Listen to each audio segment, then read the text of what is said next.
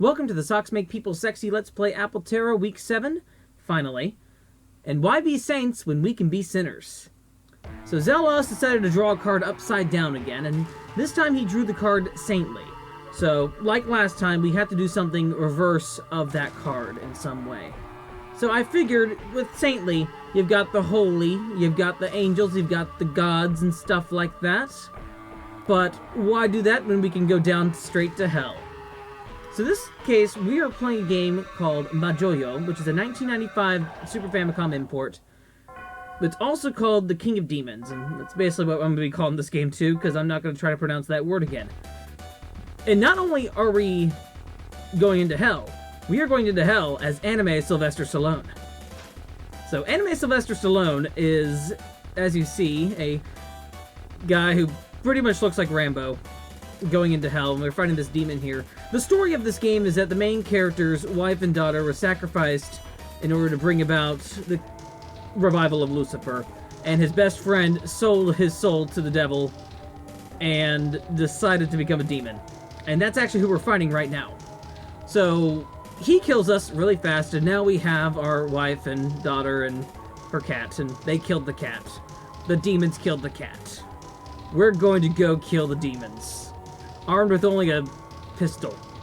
So we get revived, and now we have to fight this boss who's really not that hard.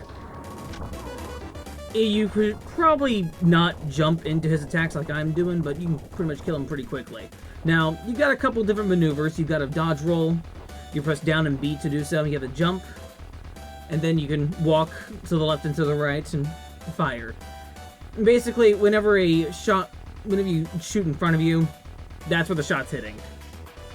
So we also are joined by a fairy who's actually our wife, who will actually revive you if you die. So you want to keep that as long as you can, because that power-up is really hard to get again. So the fairy also attacks enemies for you as well, whenever you're shooting. So, like, for example, these little demon guys that are coming at us, whenever they touch the fairy, they'll actually die as well. They'll take damage. Now, you'll notice in this room, too, that we have this giant worm chasing us. I'm going to admit, too, this first level of Majyuuou, or King of Demons, is really well done. There's a lot of different set pieces in a lot of different places, and look at this background. Look at this beautiful animated hellscape sewer. Whoever designed this game, KSS is the publisher, and possibly the developer too. To be honest, I'm not quite sure. But whoever designed this, look at this world.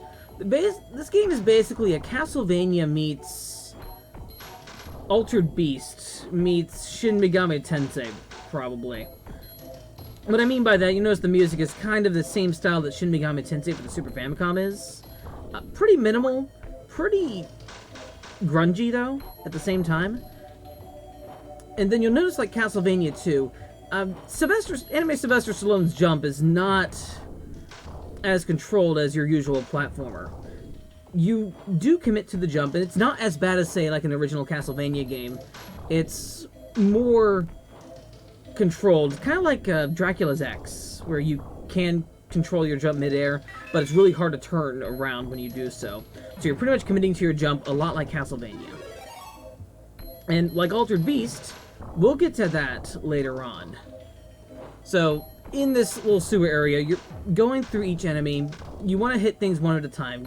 This game moves at a pretty slow pace, even through later on. So you want to do as much as you basically do as much damage as you can here. And as you defeat enemies and gain points, you'll get more health. And as you notice, we've already hit another boss battle, the spider. Basically with the spider, what you want to do is stand towards the middle of the elevator and then do a dodge roll to the spider, and don't let him hit you like that. And he'll actually take off quite a bit of health. And then shoot off these two little blob guys that come from the ceiling. Then do a dodge roll right when he's about to hit you, and then go ahead and start shooting. Now you notice as well too, there's a pretty strict time limit in this game as well, and getting more time, once you beat a boss you get a little bit more time, keeps building up. You basically get 5 minutes to beat each level. And that's a pretty strict time limit. And these levels, they're not lengthy, but there is a lot to them. Like, for example, this screen here, if we go to the right, we're going to run into a locked door. So you actually want to go to the left, because we're going to fight another mini-boss. Yes, this level has, count them already, 4 boss encounters. Well, 3 that we've seen so far. We'll have another one after this. And this is that worm that we had run into earlier. So what you want to do is, whenever his mouth protrusion shoots out like that, you want to hit him at that point. He's unhurtable at any other point. So basically just hit him at the same chance and just hit those rocks with your gun as well. And that'll get rid of that boss. And enemies as well, too. New different enemies will come towards, you know, the right of the screen as we're going towards there. But we're basically heading for that locked door now that they have that key. And after that, we'll actually run into the first boss of the game. But as you notice, it's not a hard game, to be exact. King of Demons is actually pretty easy for an action game, I'll admit. Especially this first level, and even the second level as well, too. It does get harder as you go on, and you'll start to see the more interesting part of this game too as we get to the second level, and why this game is kind of known as kind of an altered beast as well. But as we get to the end of the room here, we will hit the first main boss of the game, and the main bosses are told by their life bars up there. So that green life bar, and we have this demon chick with wings, and basically she will do these 3 shots. You want to kind of jump over the bottom shot, or kind of duck in between the first 2, and basically keep hitting it with your gun, and that'll take care of it. Now each boss is going to drop a jewel, and when you grab that jewel by pressing down on it, you will transform into a demon form. Now this is where the game sort of comes into an altered beast sort of thing. There are multiple transformations available. Unlike Altered Beast, where the transformations were limited to just one level, we had an opportunity to switch into one of 3 demon forms at that point, based on the color of that gem. The gem will actually keep flashing different colors, red, green, or blue. Red will transform you into this winged Rambo sort of anime demon. The green one's going to transform you into this another winged green demon that shoots lasers. And then the blue one's going to transform you into like a blue dragon. Not the game by Akira Toriyama and Hinobu Sakaguchi. But by doing those demon forms too, if you take the red jewel, like for example, if I take the red jewel in this level, I take the red jewel after this level, and then take it again, I'll get a more powerful red form. And the same with the blue and the green. However, if you take one of each gem in the levels, in the final level, you actually get a new superpowered form that's unlockable. Now, this game does have multiple endings, but only 2 real endings. One is if you actually keep your human form until the end of the game, or one where you actually transform into a demon. The human form is the bad ending, and sort of this game is stating that we must accept the demon side of humanity or something like that, I don't know. Anyway, I wouldn't see too deep into this. We're playing as Sylvester Stallone walking through this hellscape, and look at this level too. This level's really nice. Look at that cityscape in the background that's just overgrown with plant life. You notice too, at the beginning of each level, you get kind of a location of where you are too. Kind of like Ghosts and Goblins in a way, but it doesn't have the cool music. It just has that bell toll, which is creepy enough. This is one of the more scarier, maybe more mature games on the Super Famicom as well. Especially, this didn't come out to the US either. As to why, something about demons, Lucifer, something, I don't know. I mean, the Illusion of Gaia made it over here, and Dark Gaia was, Dark Gaia's there, who's basically Lucifer. Nonetheless, translations aside too, and at least they didn't bring this game over and make Lucifer Death Toll, or what's that ActRaiser boss's name? Tanzara, that's correct. Nonetheless, we're up to for the first mini-boss of this level. And this mini-boss is one of those worm bosses that just flies over the screen, kind of like that one boss in Ys. that goes over the screen all around, but this one's a little slower. Nevertheless, it goes into this pattern. It will, circle towards you, circle back towards you, do that V pattern, and then go forward. It's a pretty easy boss to take care of. But then you have this long screen of level here. And again, too, we've already used about 2 minutes of how slow this game kind of is. I'm kind of going at a slow pace on this level. So it's really best to take this game slow, because if you take it too fast, you're going to die pretty quickly. You want to make sure you handle all these different enemies and handle all those bullets coming at you, because like a stray shot can really mess you up if you're not paying attention.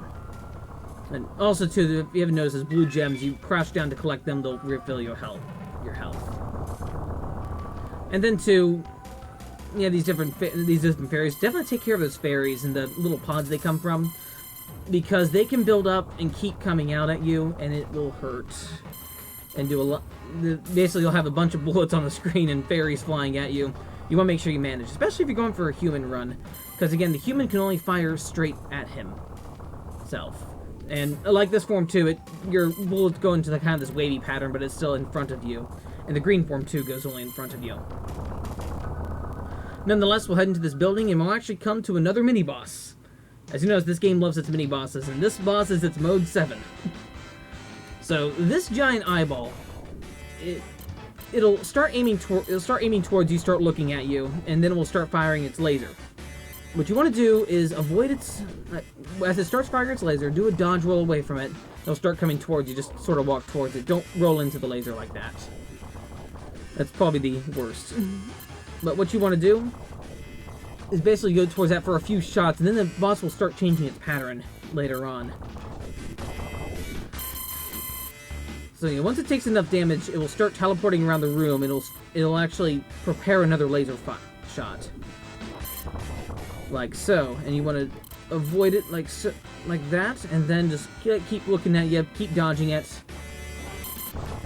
and everything will be good from there. Now, if you do happen to get hit, like I said before, as long as you still have that fairy, you actually won't use a life.